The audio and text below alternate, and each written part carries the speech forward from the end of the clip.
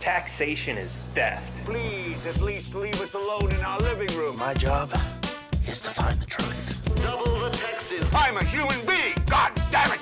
My life has value. Triple the taxes. This is an IRS agent's dream.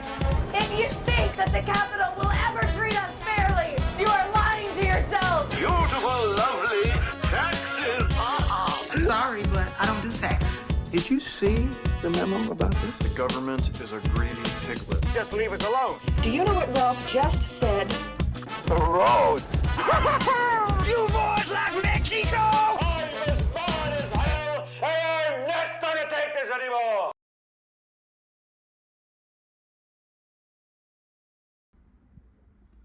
And welcome back. Taxation is theft. We are live, and I have with me today JC, the Audacious Libertarian. What's going on, man? Hey, man, how you doing? Doing pretty good. Yeah. So, what's up with the pink shirt, man? Oh, well, it's Wednesday, and as a member of the Audacious Caucus, on Wednesdays we wear pink, and so here I am. So there it is. And denim, I don't think that it clashes, but you never know. Yeah, it works well with the blue jacket. Oh, well, thank you. Thank you. I found this, I believe this was my grandfather's at one point. Oh, wow. Man. So we got some interesting topics for today. We're going to talk about Sir Williamson Weldham III. Oh, he's my favorite. Former Libertarian. Yeah. And we're gonna hear a little bit more about the Audacious Caucus, the people who make you at gunpoint wear pink on Wednesdays. That's what we do. And we're collectivists. And the Thin Blue Liberation Army. Oh yeah, I've heard tales of that. Yeah, man. So yeah, let's just dive right in, because I can't wait to talk about Sir Williamson Weldham III. Weldham. Yeah, well, he comes from a very fine line. Fine line of people who endorse their competition, I suppose, 2 weeks before an election. But I digress. Yeah, I've had the privilege of meeting him a couple of times last year, and I use the term privilege loosely, as one is apt to do when meeting Bill Weld. You know, there's been a little bit of a stink as of late, because the report came out that he was going to go ahead and brush that L off of his shoulders for a little bit and try that R back on for size and maybe primary Trump. I think that was my understanding, which, hey, more power to him. Some people don't look good in yellow. I mean, so how's that work? If he's going to try to run against Trump, doesn't he just automatically lose when Trump comes out and says, "I have the Trump card"?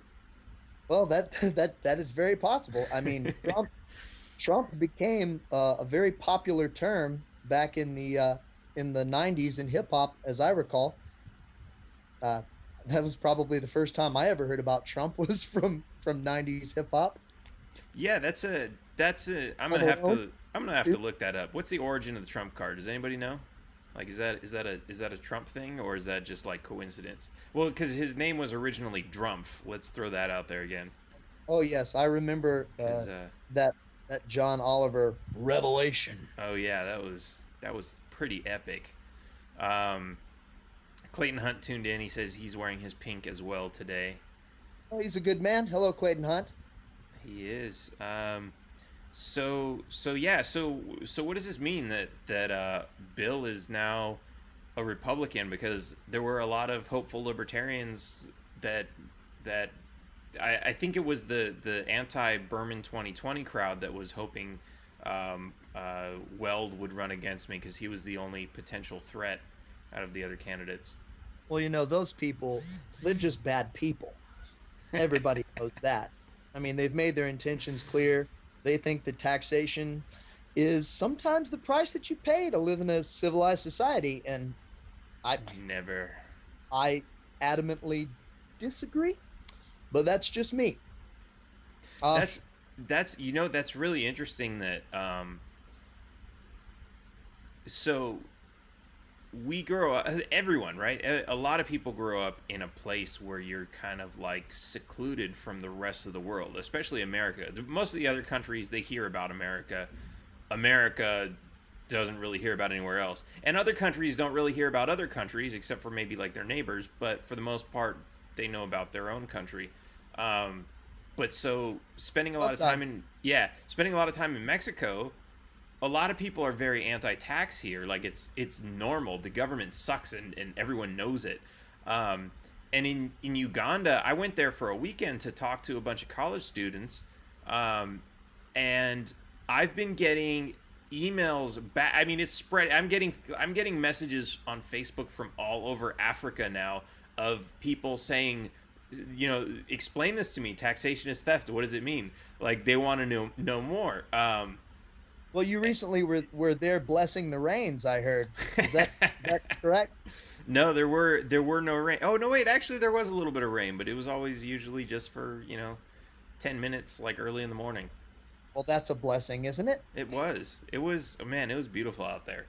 But yeah, it's so fascinating that so many people around the world are willing to accept the fact that taxation is theft, except for America.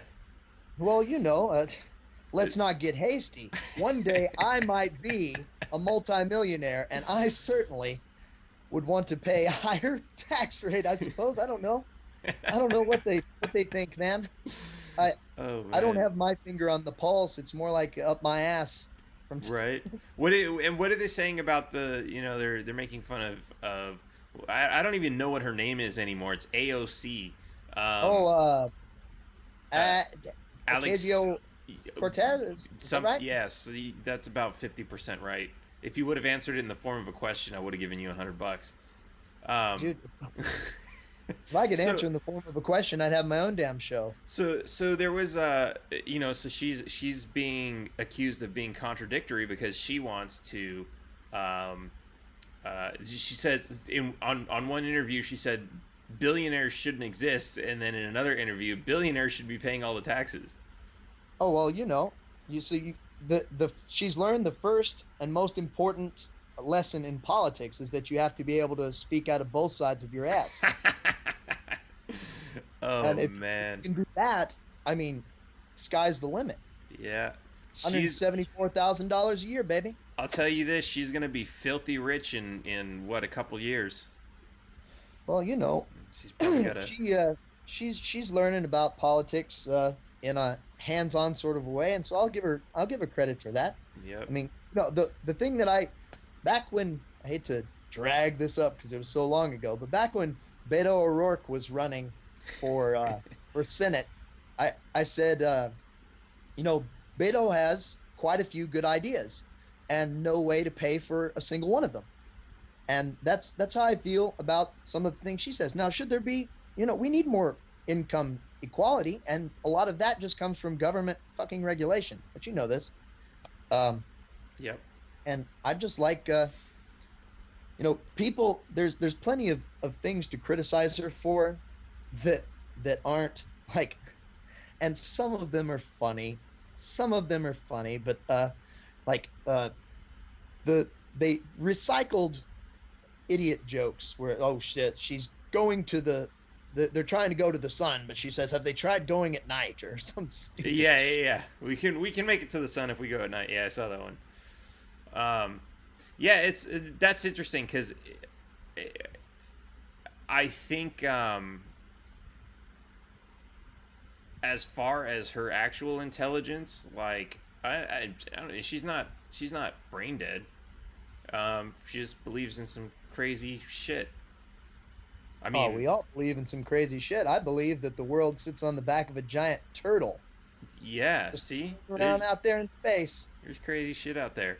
Yeah, you know what's interesting about that? Like, people give flat earthers a hard time. I actually give them credit because they propose interesting questions. And I was thinking about this the other day. So I was at this little market buying fruit because they have just like all these little markets. They probably have a word for it, but it's like a market where they just have like lots and lots of fruit, and it's just like, some mom and pop thing, and they have like all this bananas hanging on the thing and baskets full of all kinds of different fruit.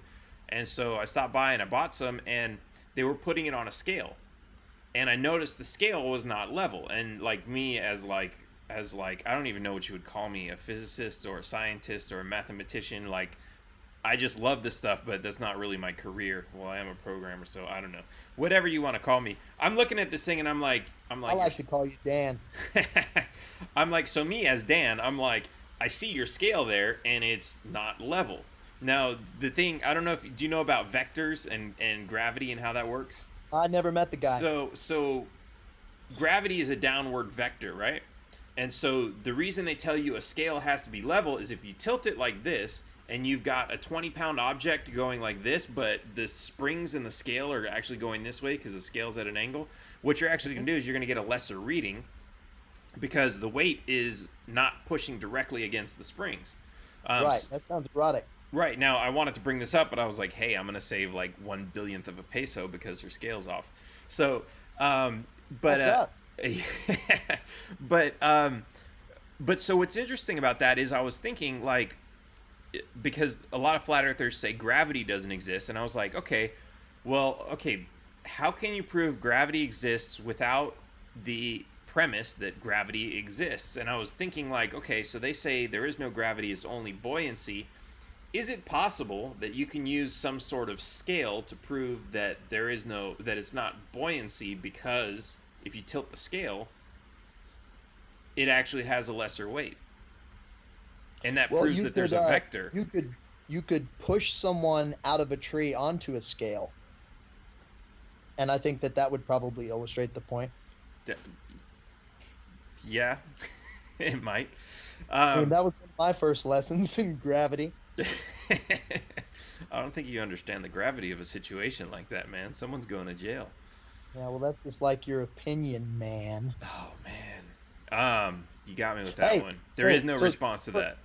For a second, I just want to get back to because I feel like we're letting I don't remember what you called him, but Mr. Weld off a little light here. I do have to give him a little bit of credit because I voted for Gary Johnson back in 2012 before I had anything to do. Yes, I know. I'm sorry. I apologize. Oh, 2012. I did the same. Yeah. After the big Ron Paul disappointment that I'm sure many of us, or maybe it's just me, went through. So I voted for Gary Johnson in 2012, and then I didn't really get active within the party until 2016. And I came in, all gung ho. Gary, Bill, you're my man. You can't do it. No one can. Same here. So, but I mean, I was I would consider myself at that point to be a pragmatic moderate.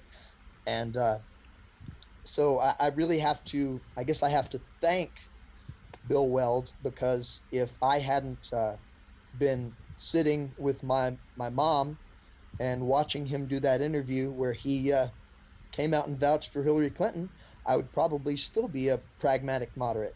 So I guess Bill Weld has to have a little bit of credit for Sir William, for making me audacious.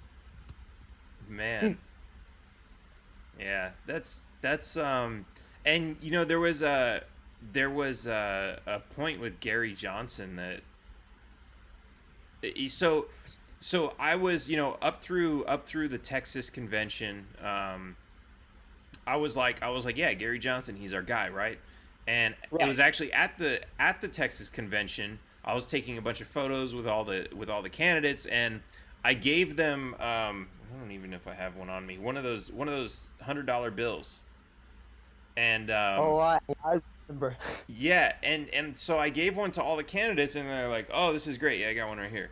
So it's like let me give away the secret and show it to you before I fold it up. So it's like a $100 bill, which you can get at taxationistheft.cards.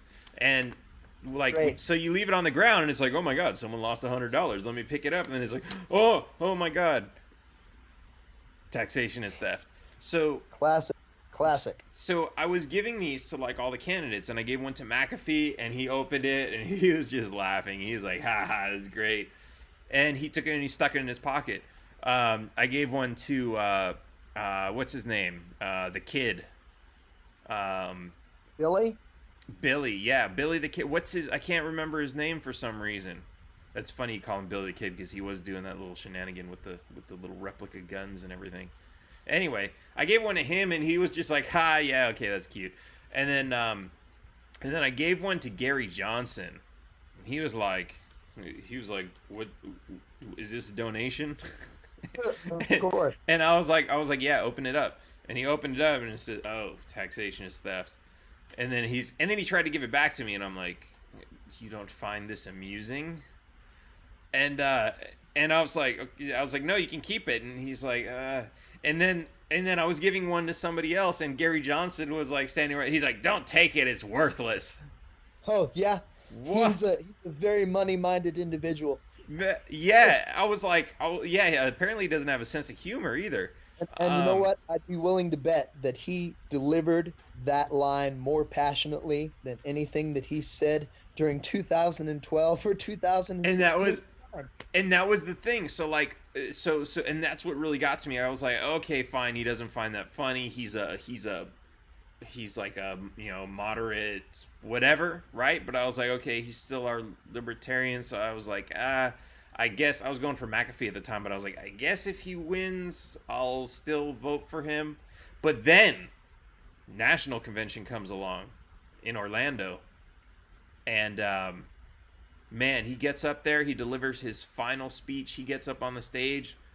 One of the first things that he says, "Taxation is theft," and the crowd goes crazy. Yeah, they're cheering. Wait a minute, dude. Hang on. You just fucking gave me an attitude because I gave you a little taxation is theft joke. And now you're using that line. So basically you don't even believe that, is what I understood from that interaction. And now you're out here saying it just so that you can get elected. And at that point I was like, even when you win this, because I kind of already knew who was going to win at that point, because I'd already talked to so many people and we're getting ready to vote. Even when you win, I'm not voting for you anymore. I'm not supporting you anymore, because that is the very, like, definition of being a two-faced politician. Well, I think at this point everybody knows that if Gary Johnson and Bill Weld were to be any kind of animal that they chose, they would both be panda bears. I don't think that's true though. I think there's I've seen a lot of people out there that are supporting, like, even now that Weld is a Republican again, I still see a lot of libertarians supporting him, and I'm like, you don't get it. But it's, you know, at the same time, I can't, like, I'm not going to fault those people who support him, because the reality is, like, we all went through a phase where we fell for it. Oh, of course. You know, one of the main arguments that I saw, because, Mike, you know, amongst libertarians, there is a line. It's called the Weld line at this point. And it's drawn in the sand. And some of the people were saying, well, you know, it's not right for people to persecute Bill Weld because he's learning. He's interested in learning. And it's like, yes, of course, you know, people should be interested in learning. But do we want somebody who's learning running? Right. Or That's somebody who knows. Yes, of course. You'll see, and that's the problem, because it's a constant battle to get people to have the right idea of what a libertarian is and what a libertarian can be. And everyone thinks that the be all, at least on the outside, that the be all end all is that we're just Republicans who like weed. And it couldn't be further from the truth. It's such a diverse, set of values between different people. And I feel like if we keep trying to put the square peg in the round hole, and I'm sorry if that seems sexual, it's not. But if we keep trying to do that, we're going to keep making that, less than 5%. We really need that 5% really badly, from what I understand, if I do understand that correctly. I have to ask, and you don't have to answer this, but if the square peg in the round hole is sexual to you, do you have a square peg? Well, I don't, but I used to love that show with Sarah Jessica Parker, right? I think she was the square pegs girl. Okay, I think that was right. I don't know. That sounds like an inside joke that. Oh, wait, a show. Okay, I'm thinking. No. Blossom was an inside joke. Square Pegs was actually a very, very well produced show, I thought. Oh, okay. No, I totally missed that one. Well, you really missed out. Oh man, I'm gonna have to go. It makes Happy Days look like garbage. I'm gonna have to call Netflix and tell them they better get that shit on now, right? Square Pegs, good God. Don't make that woman any more money. She has that Sex in the City money. Don't watch that shit. Oh man. So excuse me. So this is kind of an interesting question about association, because there's, like, there are people within the Libertarian Party who keep pressuring me to become a lifetime member, and I've donated. It's like $1,500 to become a lifetime member, and I think a lot of the donations, I don't know if it's all donations, but I have seen things where, like, they say, yeah, if you donate for this thing, it'll apply towards your lifetime membership, and I'm sure I've donated over $1,500 to the Libertarian Party since the beginning, since my first donation. But I keep insisting that I don't want to become a lifetime member. And I get a lot of pushback on that. Like, oh, well, he's not a real libertarian because he doesn't carry the card. Oh. Hold on a second. Hold on. Well, let me ask you this. I don't have the lifetime membership, but I did get this nice, very high quality. You have no idea how laid I don't get for having this card. It's amazing. See, it's like night and day. Hold on. I think Clayton, if Clayton is still watching the stream, Clayton, since you are the only real libertarian, do you have a card? It'll probably take him a minute to respond because I think we're in a lag. But yeah, like you've heard of like a platinum credit card. This right? is like exact opposite of that. You should totally take that to Starbucks and try to pay with it. Oh, I would love to. And when you stick it in the chip reader, just be like, I don't know what's going on, and then just leave. Sorry, I guess my card's not working today. Like, I'm sorry, is this place anti-freedom? What's going on here? I can't pay in freedom. This thing's backed by solid gold. Solid. 0 grams of solid gold. Mm.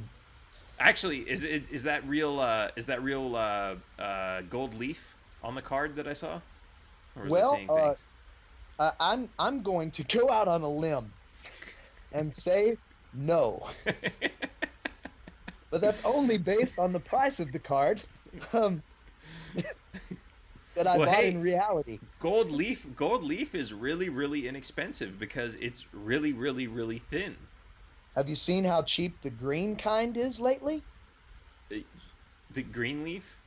Yes. Oh, it's fantastic. The market provides, my friend. It's delicious and so some might be sweet. Yeah. So what do you think is up with this? Because there's so Bill Weld was a lifetime member, right? Absolutely. And allegedly. So he's when you set the bar as low as $1,500, I mean. So what does that mean? Now that he's registered as a Republican, he's still a lifetime member. And I saw something about, they're not allowed to remove him from the list of lifetime members, but they're allowed to print that we no longer consider him a libertarian, even though he is, I don't know. There was like some weird shit to that, but what do you do? Like, what do you do about that? He's a lifetime member. I love the term "no longer." That's adorable. Anyway, but yeah, I mean, he can be a member, and hey, behind the scenes, he might just be peachy keen. We do need somebody to bring in some money. But we also need, and this is where I think that we end up lacking, is we need a libertarian. That's it, a libertarian. Yeah, just run, an to run actual. also. Yeah. Yeah, it would be nice. I'm not too picky. I mean, granted, I have to say, I'm a little bit spoiled here because my caucus, the Audacious Caucus, actually has several wonderful candidates for you to choose from. I mean, we have, let's see, we have Arvin Vora is one. We have Vermin Supreme is another, and I don't think I have to tell you this, Dan, but you too are a member of the Audacious Caucus. So that's I am? 3. Yes, of course you Well, are. shit. And I'm not wearing my pink shirt. Well, I mean, come on. I know. I think that you can I'm a get an disgrace. excuse for the show. You wore your pink earlier. I'm not a real Audacious Caucus. Caucusuer. Is that? Hey, you do fine. You do just fine. Oh, man. Yeah, we've got, I mean, good God. Jeff Wood is running for vice president. My God. Like, we're setting up. We're giving you gold, people. That gold leaf that Dan was talking about earlier. We've got it. The gold, the green, all of it. So Corey Watkins is on. He's saying, I love you two guys. I assume he's talking about us, but he could be talking about the 2 people that commented before him in the thread. What's up, Corey? On a limb, say that I love Corey Watkins. Corey Watkins is my homeboy. Corey Watkins is awesome. I was actually watching a live stream of him today, playing a piano, singing the phone number to call in Texas, to legalize, to free the weed. He is one freedom-loving bastard, and I don't mean bastard in a derogatory way. I mean it in the bad astard. That's right. And so I mean, he's been for cannabis activism in Texas. He's out there and he's putting together events and spreading awareness constantly. So hey, shameless plug here. Give Corey Watkins a follow and absolutely free the weed. That's one thing that I really like about Corey is any movement when it starts, when you're the first person, the first person to say, yeah, maybe we should actually legalize weed. Man, society must have looked on that poor bastard what are you, crazy? What do you want everyone to be shooting up marijuanas in the street? And taxation is theft. People are afraid to even say those words because the IRS is going to come after them. So, like what Corey's doing, just for anyone doing anything, the people who are out there advocating for sex workers' rights, man, you got some balls on you, because people think you're crazy but then other people are yeah, I was thinking it, I just didn't want to be the only person saying it. And you get some support, and then when a lot of people start saying it, whatever it is, then things start changing. I think that one of the biggest issues that we have just in freedom, one of the biggest obstacles to freedom, rather, is personal insecurity. Because I think that if more people were able to accept themselves as they are and recognize that we're all human, that we wouldn't have people that are well, my freedom is good, but that person's freedom is, it's just scary. I mean, if you're not harming anybody, what's the harm? Right. Exactly. So, let's so Clayton responded. He says he's not currently a member. He doesn't trust the LNC. And that's a pretty deep stab there, man. But what's interesting about that is, he says I spent my donation on campaigning, and I think that's actually a really valid thing, because the reality is we complain about government all the time because we give them money and they do things that we don't like with it, and we're fighting for the ability to have either, some of us want no government, some of us want a voluntary government. Why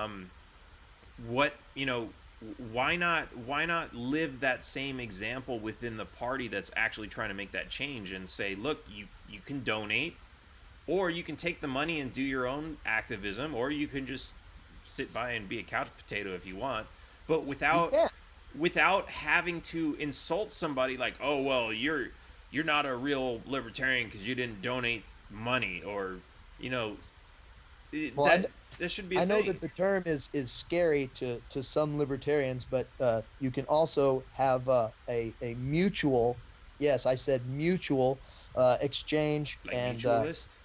yes, oh, absolutely. The way I see it, I don't care if you want to voluntarily come together as a group and form an anarcho commune and do everything that way, as long as you're respectful of people who choose not to live the way that you want to live, and we all have some Right. compassion, because people are going to fail. I mean, when somebody spends everything that they can on a business venture and that crashes, should we let that person starve? No. And likewise, if someone has a commune, and the crops go bad, should we let those people starve? No. As long as we can have mutual respect for each other and their choices in how they want to organize their communities, it's not our business. And that's how we move forward as a people, is through experimentation in society. And I think that the reason that there's so much angst in the world is that we've got to a point where we've halted that progress in certain social areas, and in business and otherwise, and we're pushing back against that. Yeah, and it's really interesting because there's sorry, I'm reading Desiree's comment. You're indeed a wonderful caucuseur. You are. It's true. Yeah, so we have this there's two things that I see as like stopping us from what you're talking about, which is experimenting with different forms of societies or governments. And one is that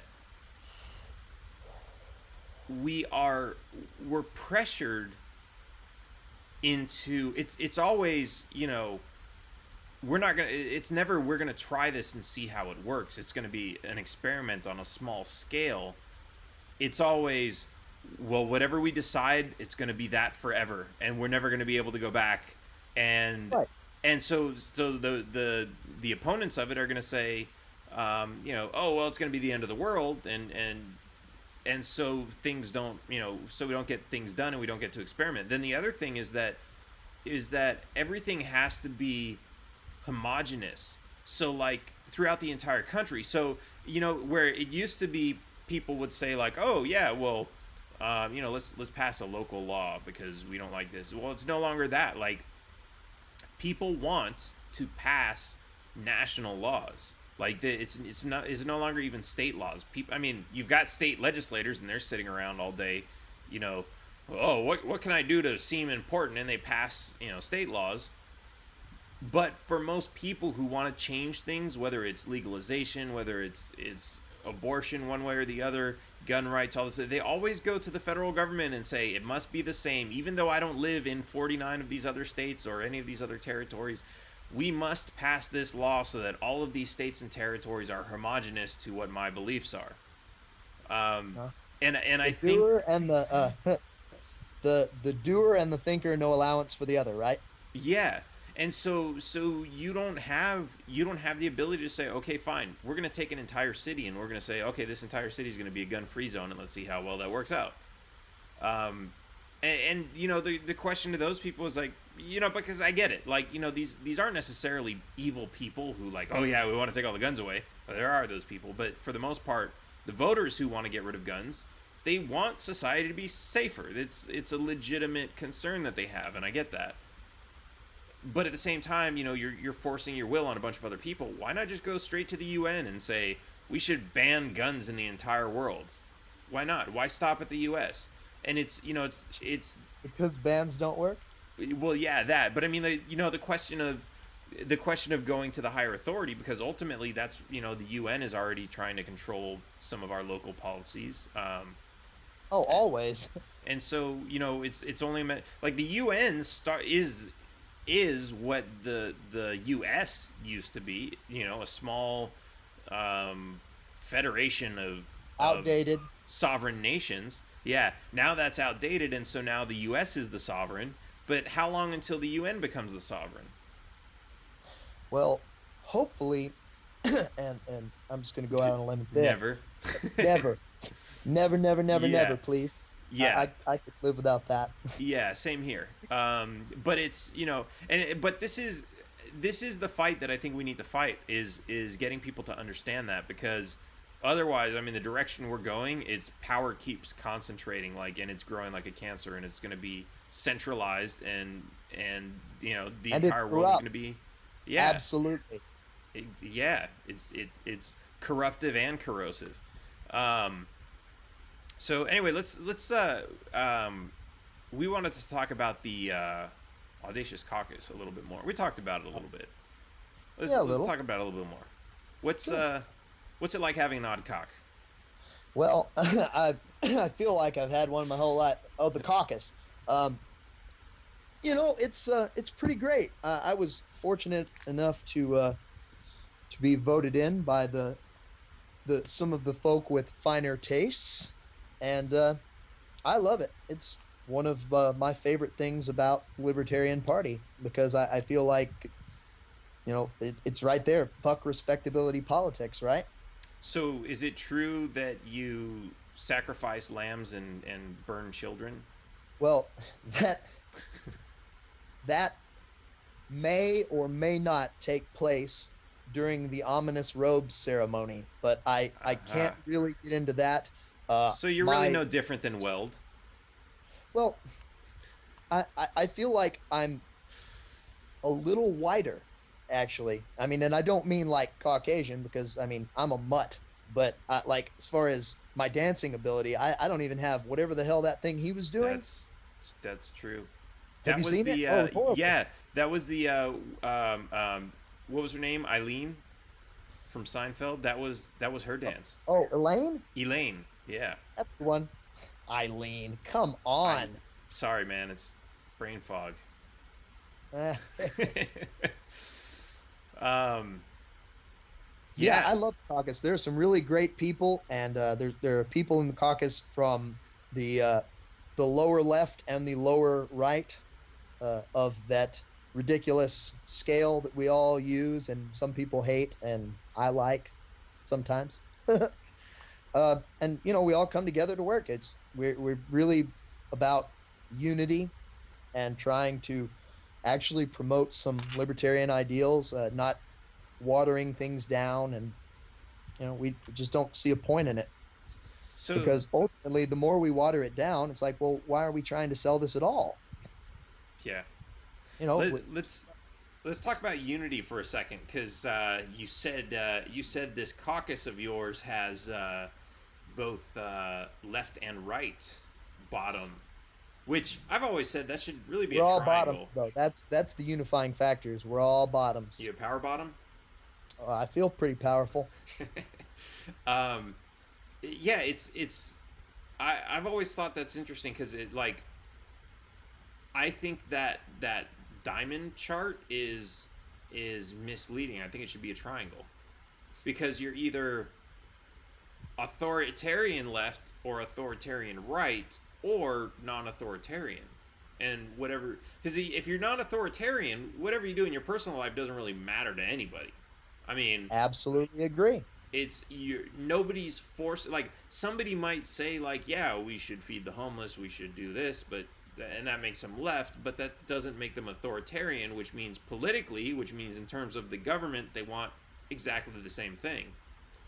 Right. Well, we all have mutual motivations and needs. Shelter, food, you know, a little kiss on the cheek every once in a while if I've been a good boy. You know, we all have stuff that we need. And I've got, okay, I want to run this by you, because I came up with this idea. I'm not going to lie, this is a shower idea. I came up with this idea in the shower today. Some of the best ideas are in the shower. So, because I'm always looking at it like this. Like, I understand we've got Republicans, we've got Democrats, and they all have wants and needs. And whoever we put forth on our platform as a presidential candidate should be able to speak to those people and win their votes. And my philosophy on doing that is saying they're not bad people for wanting free healthcare or free education. They're misled by thinking they have to steal to get that. But how can we figure out how to get free healthcare and education to people voluntarily, right? Innovation.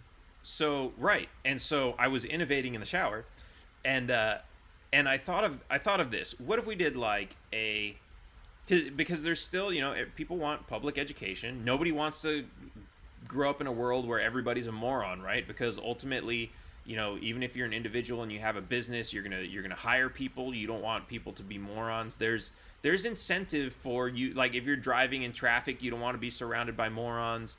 If you have to go buy coffee and there's some minimum wage employee who's making your coffee, you don't want them to be a moron. There is incentive for everybody to not want anybody else to be a moron. So how do we fund public education without factoring in doing it at gunpoint? And so I'm thinking, okay, what if we took the schools, and this is just a thought at this point, if we did like a 2-for-1 program, right? So we take the schools, they're no longer free. You pay to send your kids there voluntarily, which means you can either say, okay, we're going to use the state school, or we're going to use a private school, whichever one you prefer. If you use the state school, because the state is the ethical high ground of things, they're supposed to be some morally superior beings for some reason. I've heard that alleged, yes. Yeah. The state will say, okay, ours is 2-for-1. You pay for one student, and the money for that student goes to a poorer neighborhood where if you don't meet some income level, your kids can go to that school for free. So the wealthy people are paying for one and getting another one for free. If they don't like it, they can go to a regular private school, but they're still helping the world to be surrounded by morons. So some people are going to say, well, let me go to the public school because I'm helping educate other people who can't afford it. Now, at the same time, because I know what a lot of people are thinking at this point is, okay, but yeah, then everybody's going to say, well, if I'm already paying for it, why don't I just go private? Well, there's a couple different ways to look at that. One is, if the government is doing this, and the government is so much better at managing money, they might... Am I losing you?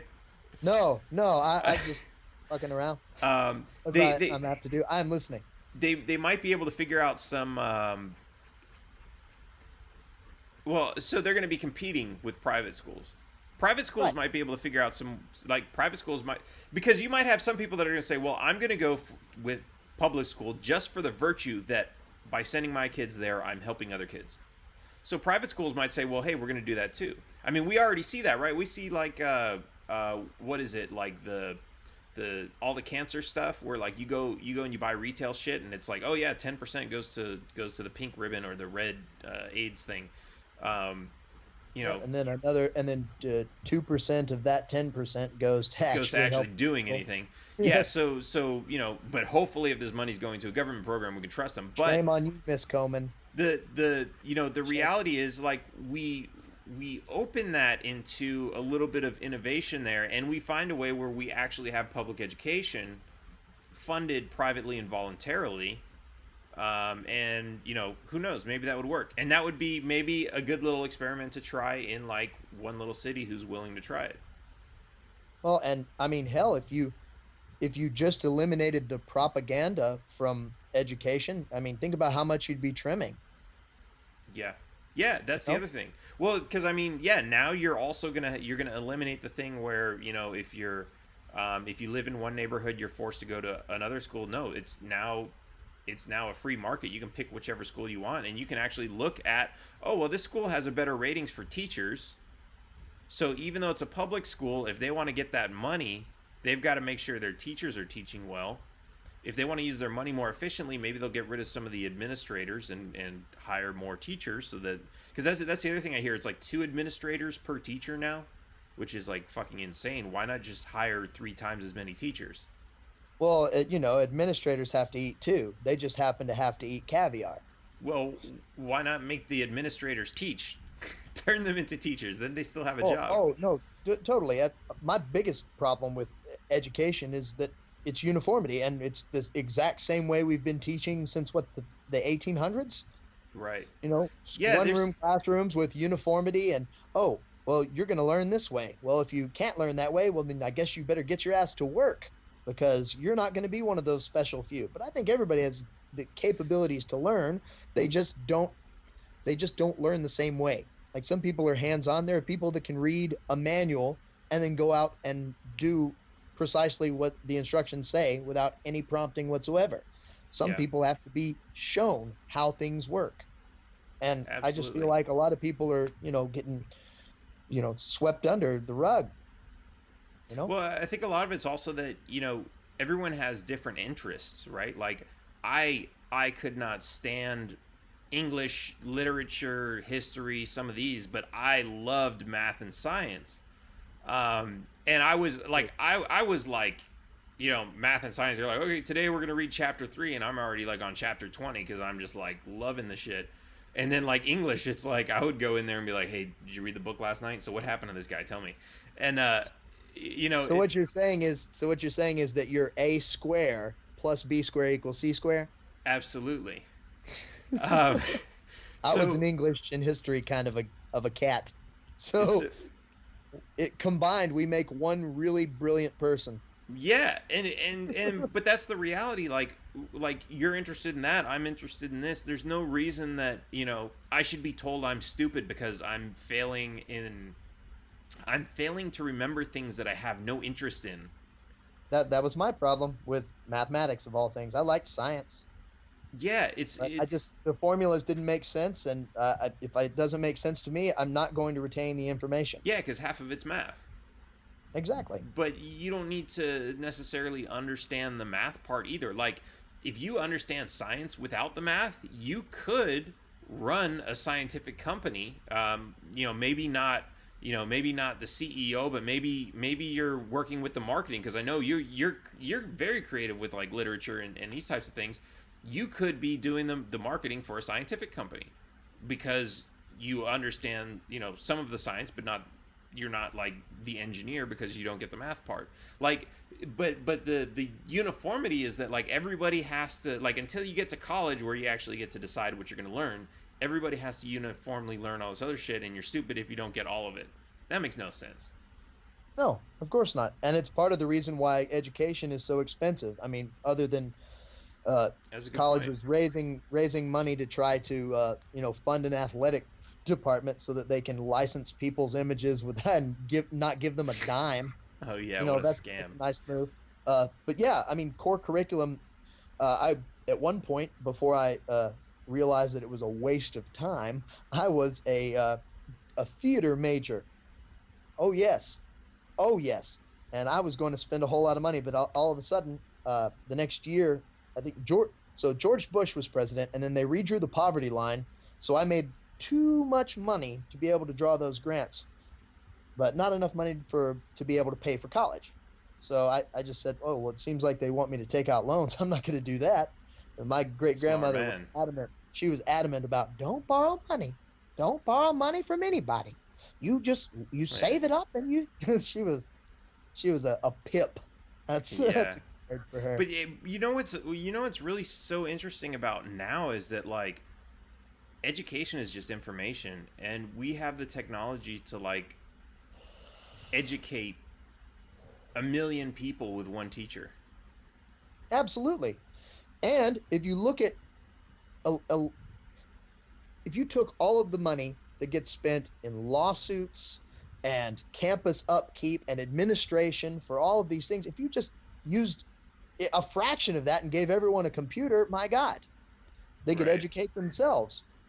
And that's another thing too. Like, it seems like a lot of education should come from parents, and I get that if we want to advance society, we want the whole point of a teacher is that a teacher knows something the parents don't know, and so they should be teaching these things.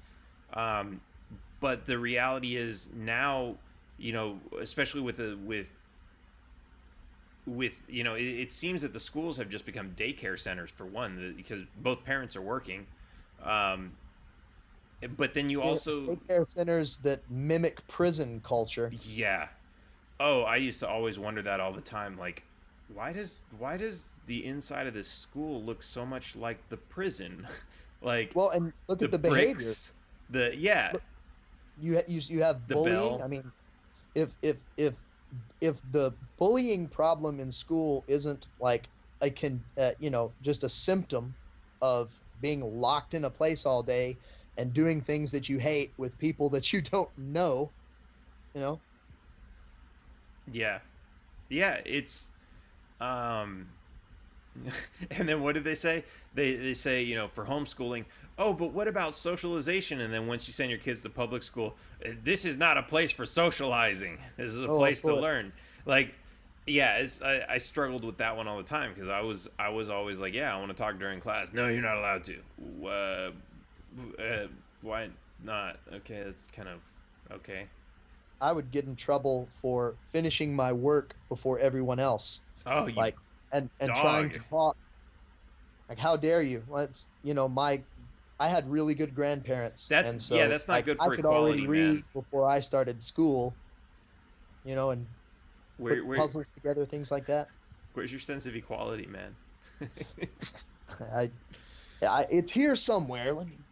And that actually, honestly, that was something I struggled with in middle school. Was I actually got picked on for being too smart, so I actually had to act a little dumber so that I wouldn't get picked on, and so I wouldn't get bullied. And it's like, why should you have to do that? And it had to do with, homogenous. Here's the neighborhood. We draw a circle. Everybody in this neighborhood goes to this one school, and that's the end of the story. And it's like, okay, but people have different wants and needs for learning. Let's nurture that instead of just like, yeah, throw them all in the fucking blender and see what comes out. Absolutely. Well, some of them, as long as a few of them don't excel, then we can keep filling up that army, right?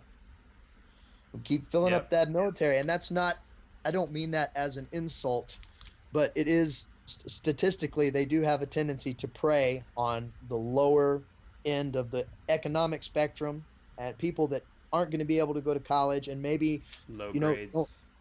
Yeah, exactly. And my God, I remember when when the Navy recruiter came to school and I told him, oh, don't waste your time with me, because as far as you're concerned, I'm gay, flat-footed, and very contagious. I said, whatever I have to be to make you leave me alone, I'll be all of it. Man. Because I wasn't falling for it. And respect, I'm not digging myself a hole here, but I'm not meaning to be insulting to anyone, but, yeah, can't please all the people all the time either. Yeah, it's that's an interesting one. They do prey on, if you got bad grades because you weren't interested in certain subjects. Honestly, I don't even know how I graduated, because there were a lot of classes that were like, yeah, well, 80% of your grade is on homework, and I would never do my homework because I would get home and I would start playing with video games and computers and shit, which is hey, that's the reason I turned out to do what I do as a software engineer, but I would never do my homework, and it's like, okay, that's 80% of my grade, but somehow I passed. But it's like that's such a stupid system to I always thought that was if I'm not doing the homework but I can come in and pass the test, shouldn't that be my grade? Well, homework is necessary so that you can cut into the very limited family time that you already have. It's just one more thing to drive a wedge between, parents and their kids, as far as I'm concerned. Because, you spend 8 hours a day, and, they've already fucked things up to where you have to have everyone working in a household. No one has the luxury of being able to stay home anymore. and there's like this huge heated debate over Common Core too, and Oh yes. this is what I've seen with that. This is what I've seen with that, because as a math nerd, like I've looked at these Common Core questions, like the math problems. I guess it covers all subjects, but like the math stuff, and it makes sense. I want to say that, but at the same time, I saw. So I was at someone's house. There were basically two adults, older, like let's say a parent and a grandparent, and a child who was, I don't know. I'm terrible at guessing ages. Like maybe 12. Well, then you should probably stay away from dating, my friend. So yeah, right. I mean, okay. So 12. And she had some Common Core math homework. And what I saw was, because I'm watching this whole thing go down, right? Now, I was reading the question on the test, right? And it was basically, or on the homework, it was basically like, draw a circle around the array that represents 3 times 4. What the fuck is an array? Now, I know what an array is because that's what we use in software engineering, but to these other two people, and one of them used to be a software engineer, but like, 50 years ago, when like that stuff's not relevant anymore. The other one was not a mathematician at all. And there's no instructions with this. So the kid is supposed to understand, they're supposed to know all this because they were told in class, but then they're supposed to come home and ask their parents for help. And their parents feel completely helpless because it's simple multiplication. They're sitting there, why don't you just learn the times tables? There's a reason they're not learning the times tables, because, and I'm not saying that they should not learn times tables. This is just a different way to learn it so you actually understand the math. And like I said before, this shouldn't be forced on anybody. If you're really bad at math and you don't like it, then, and it's not interesting to you, you shouldn't be forced to learn that anyway. But all that said, if let's say this person was interested in math and they took this problem home and they're like, I want to do this problem, but I don't understand it, and they're asking their parents for help, that wedge that they've driven between the parents and the children is now like just going in deeper because the parents can't help them. And so even though the parents might have been like wonderful, magnificent mathematical geniuses 20 or 30 years ago, the fact that they don't understand the question because it's written in a different language and there's no instructions with it. Let's just call it legalese. That's exactly what they do with that when they're writing laws. The kids look at their parents and they're like, you're stupid. You don't even know how to do simple math. You're supposed to know this. You're an adult. And it drives that wedge. And I could see that happening like right in front of me. I could see this like frustration growing between this person and their parent and a grandparent. And I'm like, this is not good. Like they could have sent home an extra page of like simple instructions, or where's the book that goes along with this? It could have been so fucking easy, man. But no, of course. It's like by design. It's designer difficulty. Yeah, it's so fucked. But so that's the issue that I see with Common Core. Not so much the curriculum itself, but I'm sure it has a bunch of other problems in the curriculum. Like I've seen, what do they teach like about the Second Amendment? That it was like I think I actually saw something that said the Second Amendment was only meant for muskets or something, or something, or it was. Everyone knows what their interpretation of a law that was written 100 years ago says. Yeah, it was really bad, whatever it was. But and they didn't even quote the original amendments, which was even worse. It was just the interpretation. Like, holy shit. Well, I personally believe that whether the Constitution be this thing or that, one thing is certain: either it has ordained the government that we have had, or it has been powerless to stop it. Either way, and this is the interesting part, it's unfit to exist. Yep. Wise words right there. I wish they were mine. If anything, I cheapened them through some partial paraphrasing in there. Man, but, I don't know, that beard makes it work, man. So, man,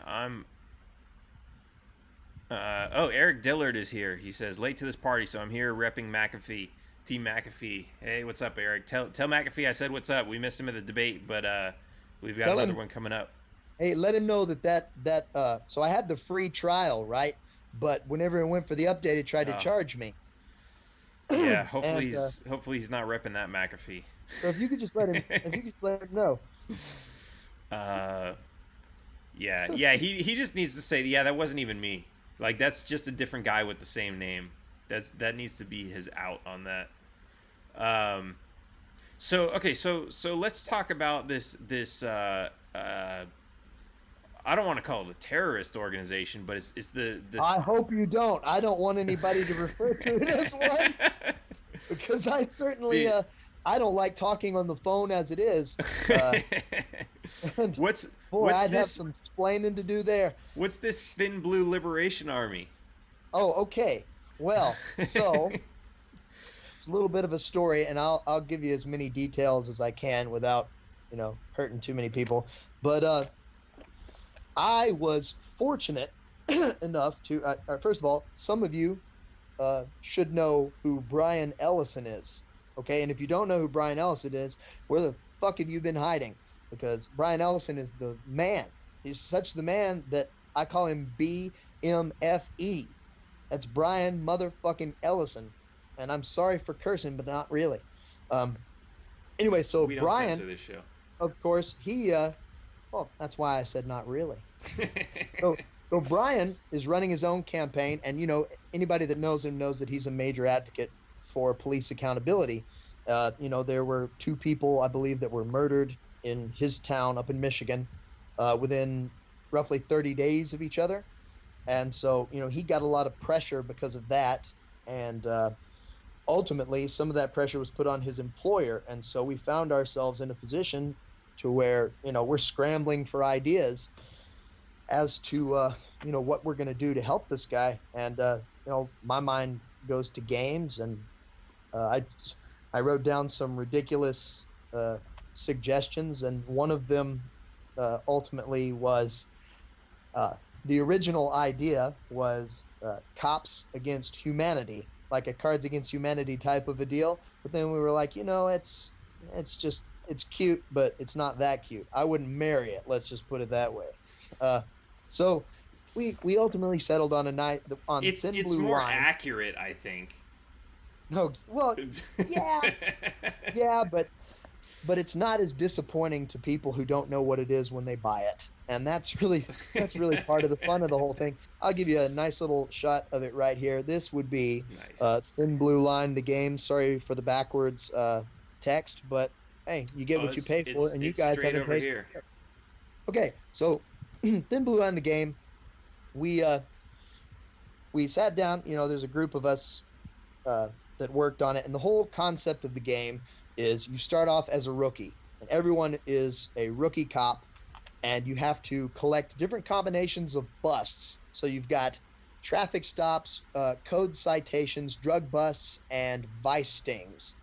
All coincidentally non-violent crimes that seem to take up a good chunk of the enforcement in this country. And so we focused on that, and you collect different combinations of these busts in order to advance in rank.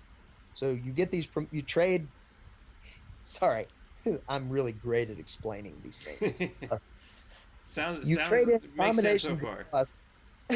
Trading combinations of busts for different promotions. Okay, you've got different levels of promotion. Everybody's racing to become chief of police.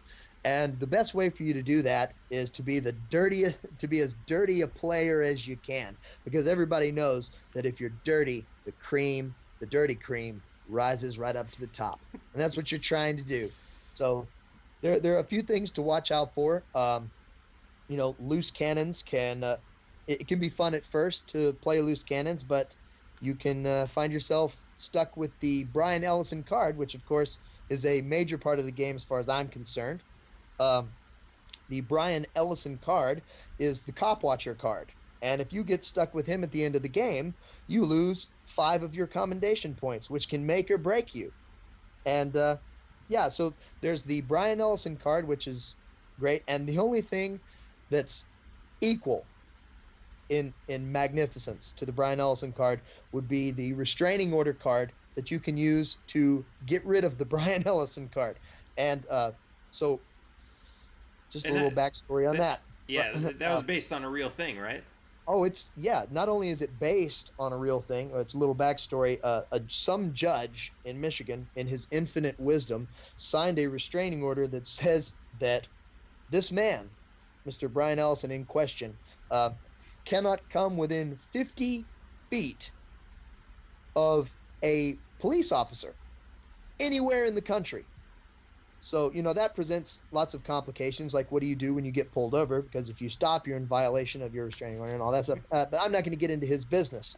But the restraining order card, just for a matter of record, is the exact restraining order with the judge's signature on it. So if you get yourself a magnifying glass, you can read and see what's the happy haps. Yeah, but we've been working on this game, and so far we've had some pretty good reactions. I'm fond of it. It's fun. It's certainly playable. I would say it's a pretty good combination of strategy and just flat luck, because there's just so many things that can go wrong in this game as you're trying to shit your way to the top there. Oh man. But now here's the part. This is the part that I love to do. If you're interested in picking up a copy, we have a method for you to do that. And all you would do is go to thinbluelinegame.com and pick yourself up one. It's really fun, and if you don't like it, fuck you. Nice. So yeah, and I'll vouch for it. I've played it. It's a pretty awesome game. I'm not into card games myself, and I had lots of fun playing it. So it's yeah, and I've actually got my copy on its way.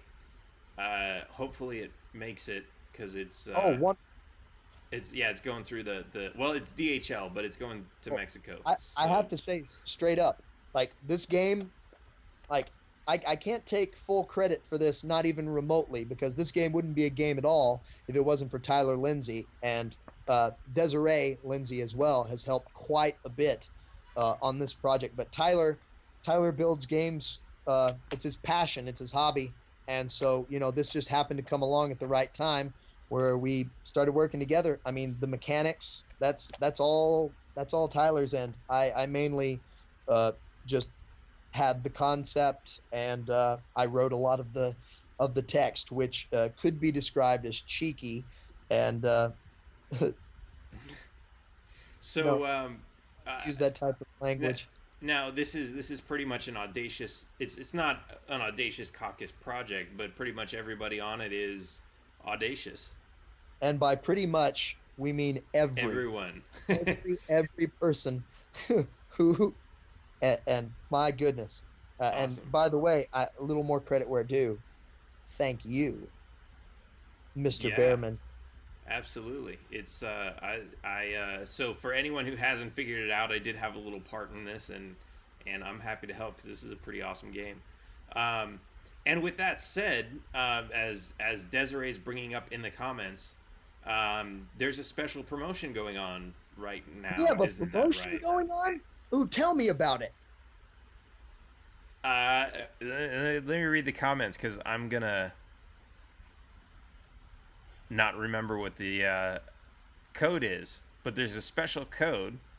So for Valentine's Day, right? Because Valentine's Day is coming up in, oh shit, it's tomorrow. Oh shit! So you better never celebrated it. Yeah, you better hurry up and get your orders in. So for Valentine's Day, we have a... You're going to have to do this, because I came up with a bunch of really bad jokes. Yeah, they're okay, so Valentine's Day in honor of the 60% of law enforcement who are not victims of domestic abuse. We have a 40% off sale just for 2 days. I think it started today at noon and it ends at 11:59 tomorrow evening. So if you want to get that, take advantage of that discount. Go ahead. What is the discount code? Is it no marks? It is Des, if you could put the I see her in the thing. She's like, go to the website, but what's the code? Well, you can find it. You can find it at thinbluelinegame.com or Thin Blue Line the Game on Facebook. Everyone's in suspense right now. What's the code? I need the code. I must have the code. I want my 40% off. Sure that it's NO, no spaces, marks, Now, no marks. MARKS or MARX? Well, I'm pretty sure it's KS because Marx has been dead for a long time, so mission accomplished on that end, right? What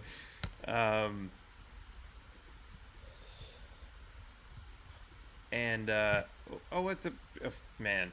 So before this call, everything started breaking, yeah.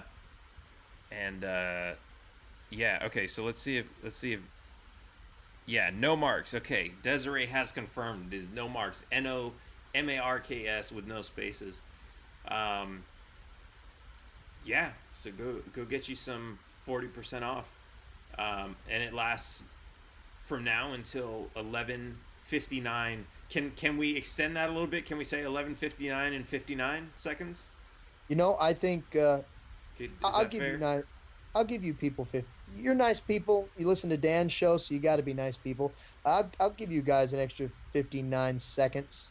All right. So I can afford. So yeah, get your orders in today.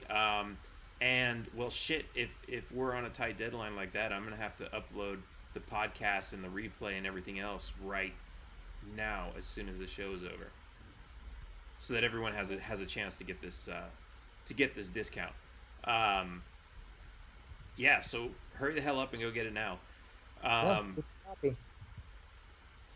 All right, well, I'm trying to think, is there anything that we left out about this game that people should know? It's great, and everyone's going to make fun of you if you don't have one. I mean, that's just a common knowledge at this point, I think. What does it say on the side of the box? There's something funny on the side of the box. Oh, there's so much funny on the side of the box. It says, and I put that up to the camera earlier. It says, a card game for 2 to 4 high school dropouts. Nice. So, well, okay, here's an interesting... Which is a very untapped market. An interesting fact about this game is, if you do buy 2, you can actually turn it into a 5 to, well, I guess it's still a 2 to 8 player game. Yes, you definitely can. You put the decks together. Basically, you've got more bust cards and more promotion cards. You do have 2 Brian Ellison cards. That sounds dramatic, but I guess Sexy? Oh, yeah, that yeah, sorry. Blue flips and chips and all that. And it's a good quality box too. So if you don't like the game, you put your weed in it. Yeah, actually, it's got a little. So there are going to be some expansion packs eventually. So there is a little bit of extra space that you could use for some weed and maybe some rolling papers and a lighter. Oh yes. I'm not condoning that behavior. I'm just saying you could. Yeah, we're not telling you what not to do, and we're certainly not telling you what to do. We're just telling you. Another interesting thing about this game is when you get these bust cards, they actually have... Do they have real busts? No, but they have real funny busts. Let's put it this way. There's a lot of things that we pulled from real life experiences that are in this game, and that's up to you to figure out. But I can promise you that there are some. We have these cards called justifications that have to be played whenever you get a media frenzy, which means you've done something so incredibly corrupt and stupid that the media can't even brush it off. They're like, oh, normally we'll just let it pass because we don't really give a shit either. But this thing has to go on the news, because media for the most part, except for like Ford Fisher, a bunch of whores. And I don't mean whores. I don't mean that in a well, I do mean that in a derogatory way, but I want to differentiate that as not being sex worker specific. Love you, ladies. So and you fellas too. Let's talk Take that money. about those cards for a second. So how does that actually play into the game? Because that's an interesting. Okay, so let me sit up here because it's so serious. As you get your promotions, every time you get a promotion, you have to draw a thin blue line card, and it could be something positive, like confiscating a Ferrari. It would be an example, and that's positive points. That's like money in your bank. It could be something negative, like your low testosterone. You just found out that your low testosterone is from too many years of steroid abuse. We've all been there, and that's negative points. But there are 4 media frenzy cards inside of the deck, and that when you get one of those, you have to play your best justification, and we have some real humdingers of justifications. Just a little teaser. Hate to fuck it, I'll give this away. One of the excuses, my personal favorite, is it was dark and I thought it was my apartment. So, which is real relevant if you're anywhere around Texas or watched the news when all that nonsense went down. But so the media frenzy gives you like a scenario, and the your fellow officers basically have to come up with these excuses to try to win the points back or something, right? Yep. And the person that draws the card has to be the judge in that particular situation. Everyone else that didn't draw the card has to play their best justification. And whoever gets the best one gets to steal a commendation card, which is worth points at the end of the game, from each player. Nice. Oh yes, there's a whole lot of backstabbing that goes into the game. I mean, it's real fun if you like to, mess with your buddies, right? Yeah, and so I will say this game goes really well with pineapple pizza, as we found out when we were playing it the other night. So, because I'm all for legalizing pineapple pizza. Awesome, man. Well, it's not fair that so many Samoans have spent years in prison when, cracker-ass bastards in this country get to live high on the hog, pineapple on their pizza. Yeah. Legalize that shit. Yeah, exactly. So, I'm going to give you the opportunity to plug anything else you want to plug. We've already got thinbluelinegame.com. What about does the Audacious Caucus have a website? An Audacious website? We have an Audacious Facebook page. So if you want to go over to the Libertarian Party Audacious Caucus, give us a like and follow us for memes and I guess the occasional pissed off observer. Fuck respectability politics, dildos and kazoos. That's us. We're the guy. We're the guys. And if you don't think for a second that in 2020 that we're turning over a new leaf in that regard. We'll be wriggling your way. Nice. All right, man. Well, it's been great having you on the show as always, and we'll talk again soon. And until next time, what is taxation? Taxation is theft. Goddamn right. God damn. Taxation is theft. Please, at least leave us alone in our living room. My job is to find the truth. Double the taxes. I'm a human being. God damn it. My life has value. Triple the taxes. This is an IRS agent's dream. If you think that the Capitol will ever treat us fairly, you are lying to yourself. Beautiful, lovely taxes. Sorry, but I don't do taxes. Did you see the memo about this? The government is a greedy piglet. Just leave us alone. Do you know what Ralph just said? The roads. You boys like Mexico?